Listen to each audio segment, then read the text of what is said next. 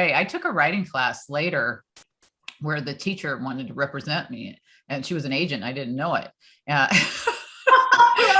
And so I ended up with an agent for my first book because of a writing class I was just taking for fun. But you just don't know who's going to see something in what you create. And we're talking about presenting, of course, but also writing is another form of presenting yourself. So you can be the greatest speaker.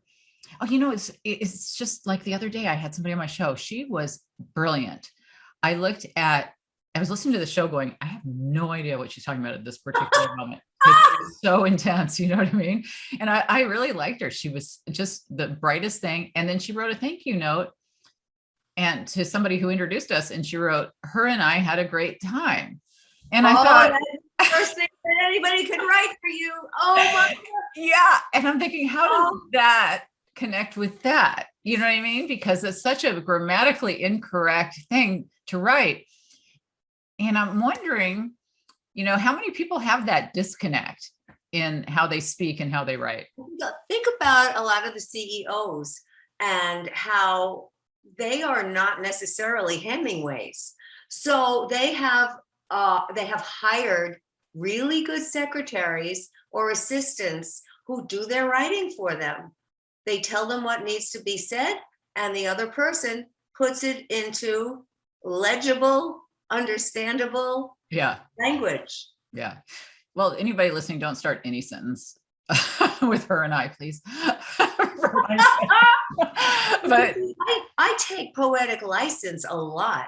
Well, I do too. I mean, And I will start a sentence with "and" to make that point. Right. That's a different thing, isn't it? That's a no-no. This is what we learned at school. It's a no-no. It is, but I mean, a lot of people end sentences and prepositions and all the stuff they do now, and it doesn't. But there's a certain level of bad that is just never okay. I say that one falls into that. There's a certain level of bad you have to avoid. Well, do you think now with the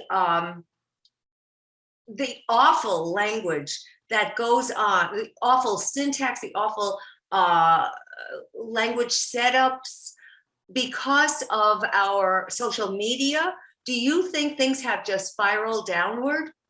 Well, I taught a class about this about 10 years ago where I taught new students how to be online students. And part of our discussion was what impact has texting and everything made on how we communicate, because we would teach them netiquette and different things of what's allowable in class. You don't type in all caps because that's yelling or whatever it was, that we would tone, things like that.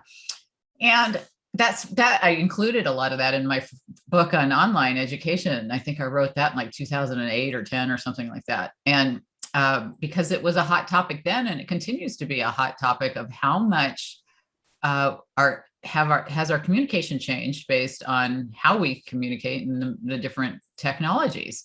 I think we have to consider the fact that we are living in such a quick pace that the attention span, here we talk about audience engagement. Right. The attention span of most people is like a windshield wiper. And then it's over. And so you have to capture, as I say in my Amplified book, you have 3 seconds to grab them and 5 seconds to keep them. Now that's not very long.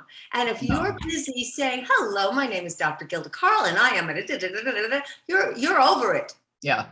And their eyes are glazed and glazed over. Hard for those first 5 seconds. I mean, you think of how many times do you hit skip on YouTube? I mean, they've got 5 seconds there before you can hit skip. Yeah. I don't know if I've ever not hit skip. I always hit skip. You see, so they're wasting money on us. But somebody's bored or they forget to hit it, or somebody is out there doing it, If they are not listening because they want to listen or watch, then how much buy-in are they going to give? I don't know. You don't know. For me, if it's a giant Labrador, I might watch. So you just if it's a giant Labrador who likes logs.